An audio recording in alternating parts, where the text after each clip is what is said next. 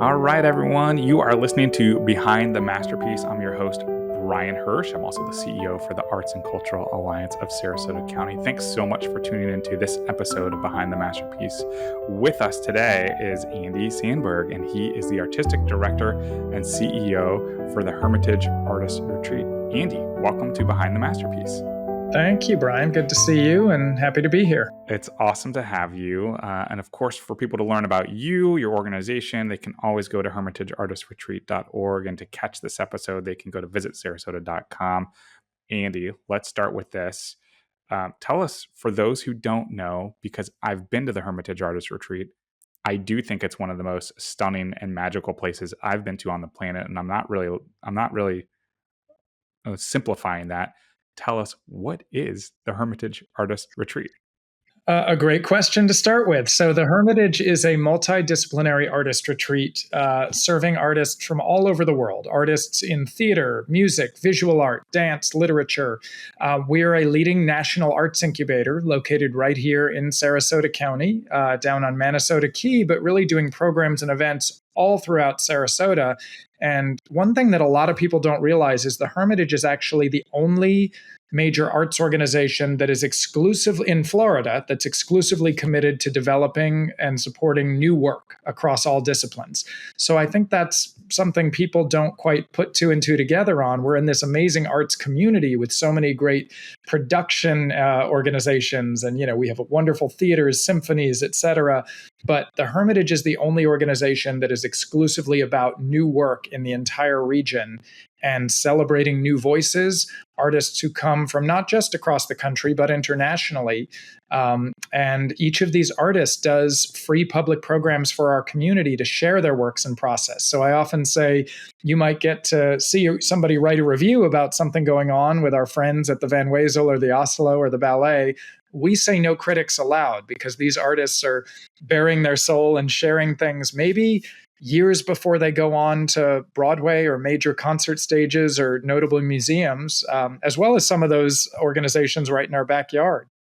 So I think this incubator space is really beautiful and meaningful, and it happens on Manasota Key. You're stationed on this beautiful beach. So many of those programs that you talk about, these works in progress, if you will, take place on that beach.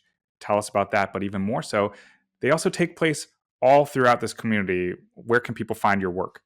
Yeah, so we're doing about 50 to 60 public events a year. And the other thing I like to mention is that they're all free. But that doesn't mean that they are, diminished in quality. If anything, these are A-list artists who are creating for major organizations around the world. But we just don't want to put a ticket valuation on their work while it's still in process. So as you mentioned, about half of these events take place on our beautiful campus on Manasota Key. We have beautiful 9 acres of environmental preserve and historic grounds here, but also one of the most beautiful beaches and sunsets in the world. I say that originally from New York, and I've seen a lot of beautiful sunsets in my travels, but none tops that right here on our own campus that I get to look out on every day. And we try to time these to sunset for that reason. We embrace being outside as much as we can, but we also partner with nearly every arts and cultural and education institution in our region. And, I think we're not in competition with our fellow arts leaders and fellow arts organizations. In fact, they're excited to get access to the caliber of artists that we're bringing to this region, which is pretty much unparalleled and unmatched. But they all have wonderful subscription audiences that we get to share our work with and learn more about. And I think the artists and audiences both really appreciate that. And during the pandemic, we were one of the first organizations in the country to resume activity because we were able to do it all outside and safely and distanced. And so we've really doubled down on being outside whenever we can. That doesn't mean we don't go inside, but when we partner with, Selby Gardens, we try to do things outside. When we partner with the Ringling, we try to do things outside. We still do wonderful things indoors with our friends at various theater companies and other museums and organization. But we really do look for Nathan Benderson Park is another place that I don't think people often affiliate as an arts hub, but we bring these arts to people in that community. So it is really throughout Sarasota County and even beyond. I mean, we spread down to Lee County and up to Manatee frequently. No, this is amazing. So I think one of the things that you've really highlighted for folks who are maybe new to Sarasota County is you've really nailed two things that really give Sarasota County a unique aspect. Here we're talking about arts and culture, and in this case, very new work in its developmental stage, really special, but at the same time, really experiencing that environmental beauty. With the Hermitage Artist Retreat, you get to do both, which is amazingly cool.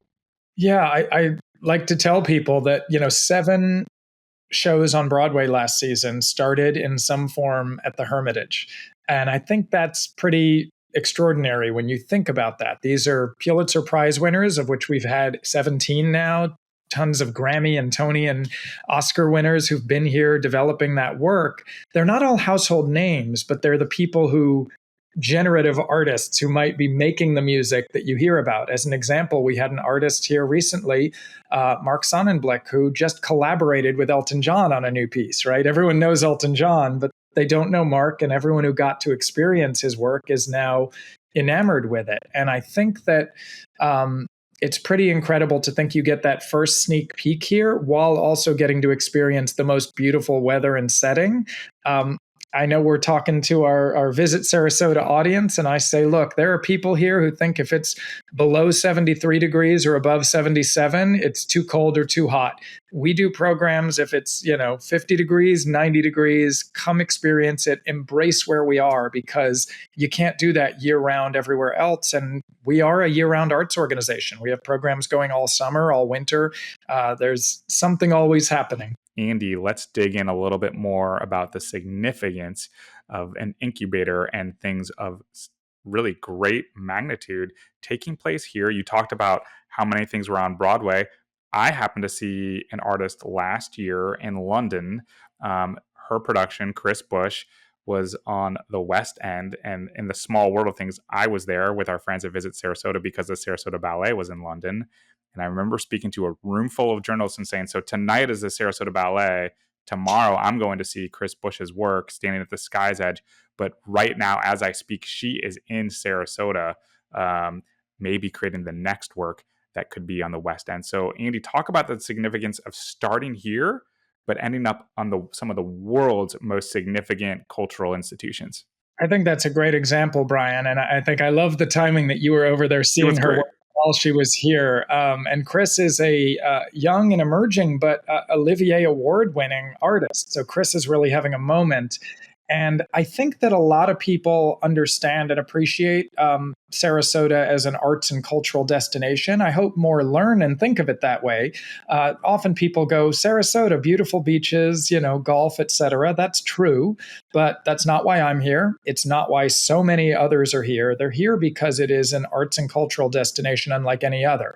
That said, I think when the Hermitage was founded a couple decades ago, there was a lacking gap in new works and artists who were making that work, right? There was a lot of presenting work, which is still amazing, but it wasn't being created here. And we have one of the most inspirational places and settings that I can imagine. And I get to experience and hear the artists talking about coming here and just being overwhelmed by what the word they use is magical. And then they get to expand beyond our beautiful campus, meet friends throughout Sarasota and experience our community. They go, wow, these people get it. They love what we're doing. And I think there is a real spark that is happening at that generative early stage of development that isn't often celebrated. My background's in theater, and I would say people would come to opening nights of new work and say, I'm so happy to be here at the beginning.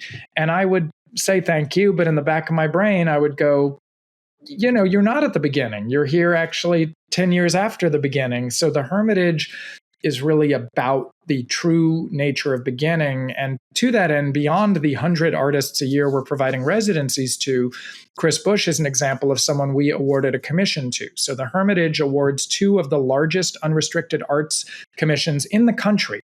So to put that in perspective, people think of Sarasota as this small city and Manasota Key as this quaint barrier island. And, the Hermitage is not small in thought or ambition, right? So these commissions give $35,000 cash, the Hermitage Greenfield Prize, as well as the Hermitage Major Theater Award. They give time and space with extended residency time here to develop the work, which is not something a lot of commissions come with. Plus, they commit to presenting the first work publicly 2 years later. So it's pretty ambitious, but the Hermitage Greenfield Prize, which rotates theater, music, and visual art, though we do have some wild cards in other disciplines, always presents its premiere right here in Sarasota before it may go on elsewhere. And the Hermitage Major Theater Award, which is specific to new theater, but plays, musicals, etc., of which Chris Bush was a winner, presents the new work 2 years later in a workshop or public showing in a major arts capital so that we can celebrate what is being made here in Sarasota. We've now presented 3 in New York. Chris Bush's will be presented later this year in London. We have one planned for Chicago, because people don't always realize what's happening down here, and we want to spread that gospel. And I think the Hermitage has a unique ability and mouthpiece with our ambassadors of artists to do that. Unique ability indeed. Let's talk a little bit more about the Greenfield Prize in a minute, but I just want to reflect with you for a second. I can't help it, but I hear in your narrative how much the Hermitage Artist Retreat is really holding the mantle of Sarasota County had always been this, or started as this colony for artists, and it was very organic and unofficial. And I think it's what seeded so many things. And I hear in a way that the Hermitage Artist Retreat has capitalized on this, that they have formalized this almost in a way of like, now there is a really significant process to attract the world's best to start here and be somewhere else. And again, even I think I love how you highlight the longevity of creativity, that it's not just like in an opening, but we do get to see some of that coming up with the Greenfield Prize. You're making the new announcement pretty soon of who the new Greenfield Prize winners are. You can tell us a little bit about that, but also tell us what's exciting as Rennie Harris and Sandy Rodriguez are getting to present at the Ringling in April as well. Yeah, so that's pretty fun, because for the 15th anniversary of the Hermitage Greenfield Prize, we awarded 2 prizes. We awarded Sandy Rodriguez, who's a brilliant visual artist who is well known in the Southeast and West Coast, but probably lesser known to Southeast American audiences, who is doing an extraordinary mappings of resistance project. And this is the latest full exhibition of that work, brand new, developed here, created here, culled from the land here, telling the stories of the indigenous peoples here, that's going to have a full exhibition at the Ringling Museum this spring, 2 years after she was awarded the commission. And we also, that year, awarded a special prize in the discipline of dance and choreography for the first time. So dance and choreography is a discipline we've started to engage more generally at the Hermitage, that I think, even though I think people associate us with a lot of individual artist residencies, it's a way to support a collaborative art form. You can't really do dance without collaboration. And the first award was presented to Rennie Harris, who is a Philadelphia-based street dance and hip-hop artist who really has reinvented the form. And he's a brilliant choreographer, dancer, innovator in his field. And he's going to be premiering his new work, Losing My Religion, at the Ringling as well. So we partnered with them for both, because they have both a performance curatorial department as well as visual art and contemporary visual art. So it's exciting to see those come to life in this timeline. And beyond that, we're about to announce a new winner in the discipline of music, which is exciting. And we'll celebrate them at the Hermitage Greenfield Prize dinner around the same time these exhibitions are opening in early April. So there's a lot going on. And I just have to say, one of the coolest things, last year, we got to see the new work presented by Angelica Negron, who is a Puerto Rican composer who really made an extraordinary piece that I don't think I've seen anything like it, where she took this opportunity to do something that no one else would commission her to do, right? This is unrestricted. What do you want to make? She said, I want to do this piece with 17 strings on the beach, timed to the sunset. And it was one of the most ambitious things. And I think a lot of people in the classic music world would probably clutch their pearls and gasp if you say, we're going to do this on the beach.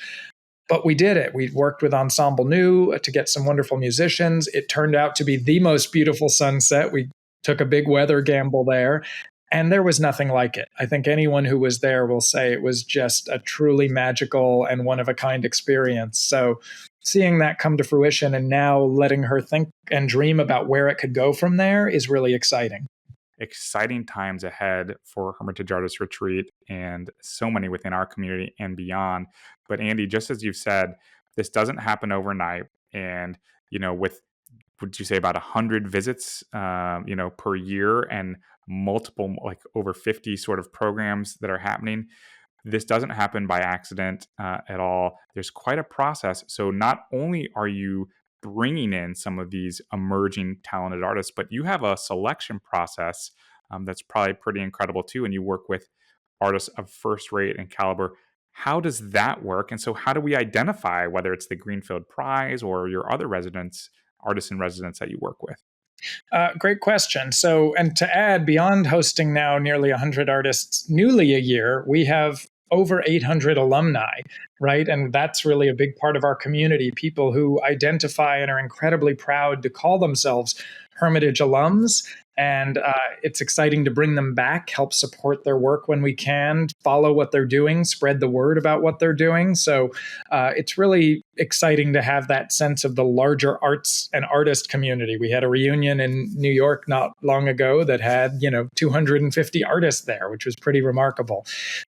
So to answer the question, we have a national curatorial council, which is a little bit of a misnomer because some of them are international too, but separate from our board of directors, separate from our staff. This national curatorial council is made up of arts leaders from institutions around the world. And I'm talking major institutions. They're representatives from places like the Metropolitan Museum and Lincoln Center, as well as Oregon Shakespeare Festival and the Paris Review. And the list goes on and on of these leading arts, music, performing arts organizations. And these artistic directors or executive directors, and some also just extraordinary artists in their own right, Lynn Nottage, who is an alum of ours, is a member of that, they come together and nominate and select people. So it's not application-based. We do have some application-based programs for local artists and Florida State teaching artists, but I actually think that it causes the curators to put a lot of thought into who wouldn't otherwise get this opportunity or know that this opportunity is there for them. I think sometimes people quibble about, well, if it's not open application, how could it possibly be fair or diverse or anything like that? And I would say that it actually taps a whole network of people who don't realize that this kind of opportunity is there for them. I think a lot of people who apply for residencies where that is a thing, there's wonderful programs that do it, but they see a very limited demographic of who applies. So these curators put a lot of thought into who is going to be invited. I always say we make them friendly fight. We make them nominate far more people than we have slots for, and we kind of manage that process to help them understand that we want them all to be vetted and thought about and talked about. No one's name is just submitted and they end up here. There is a rigorous discussion process. So my prerogative is to assemble the curatorial council, which is a great honor, also a very challenging thing to do. But it keeps me and our board out of the fray of, people go, how do I come? Oh, I know you. Can I come? I have hundreds of friends in the theater who want to be here. I can genuinely say I don't get to pick. And if board members or donors say, I've got someone great, I say, tell them to keep doing great work and they will end up on the radar of our curators. We do rotate our curators every 3 years in all disciplines. So it's a constantly rotating body. And we're really mindful of getting people who come from different backgrounds, not just in terms of their disciplines, but also geography, ethnicity, their interest fields, right? People who have their finger on the pulse of people making great new work in different ways and different reasons. Excellent. What a great process. Very thorough. And I think, again, casts a really unique and wide net to get amazing, talented artists from the network that you have to then, of course, the artistry that takes place in this incubation sort of phase in Manasota Key here in Sarasota County and then ending up on the world stage. But part of that magic that, I think you are so closely connected to, you referred to it earlier, is you're an artist. You have a theater background. You're the artistic director and CEO. So you are currently active in your art form. So let me ask you this. How does your artistry inform your work as this artistic director? But also, how do you still balance being an artist with having this role too. So What's balance, Brian? yeah, I don't know. I mean, what is balance? That's a great question, Andy. No, it enormously informs it, right? Because I think I can have conversations with artists from the perspective of appreciating new work. And most of my career as an artist in the theater has been focused on new work. Yes, I've worked on big Broadway revivals too, but as a director, as a writer, as a generative artist, most of my work has been in that taking something from just an idea all the way through to production.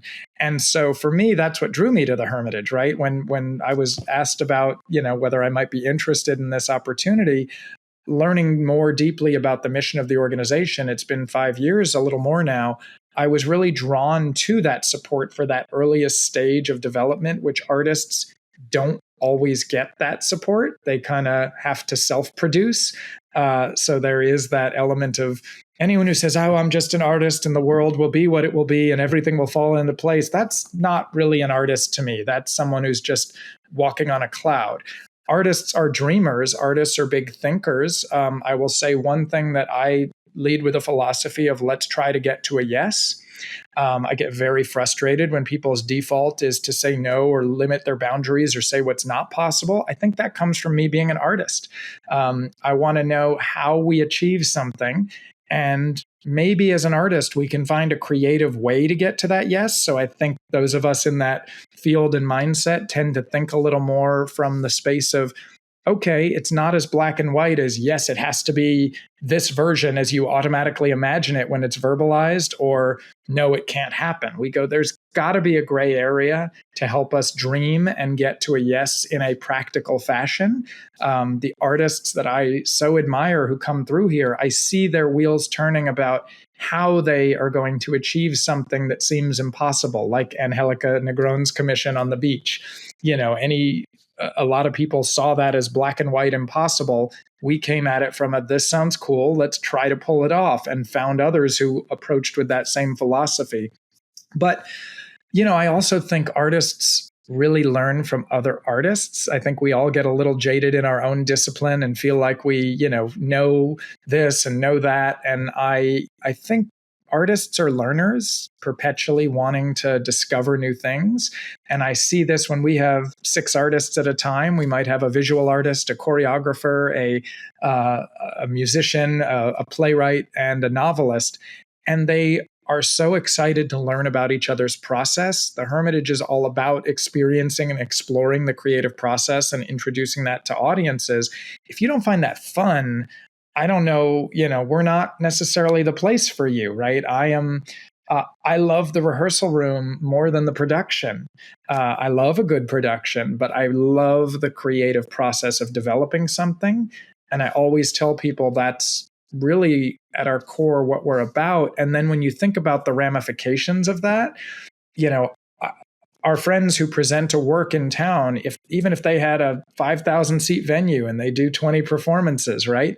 You're looking at, 100,000 people who see it. And that's a huge venue. I don't think we have anything that size in this town. So however many see it, that's the end of it. Here, that idea might lead to something that's going on to major stages and then regional licensing. And I think the work that's created here is touching millions. And as an artist, that excites me more than just doing something temporarily. Amazing. Thank you, Andy. Andy Sandberg is the artistic director and CEO of the Hermitage Artist Retreat. To check out all of this incubation of amazing art and culture and the process, whether it's our Greenfield Prize winners or whatever their outreach events are, 50 or more throughout the season. There's several happening between now and April when the Greenfield Prize performances take place. You can always find out that information by going to hermitageartistretreat.org, or of course, go to visit Sarasota.com to catch this episode. I'm your host, Brian Hersh, Behind the Masterpiece. Andy, thanks so much for being on Behind the Masterpiece. Thank you for having me, and hope to see and meet many new wonderful audiences. Come check things out. It's an hour of new work to experience, and the next week will be totally different. Amazing. All right. Until next time, we'll catch you on Behind the Masterpiece. Thanks for listening to this episode of Behind the Masterpiece, brought to you by Visit Sarasota County. For more and to hear this podcast, go to visitsarasota.com.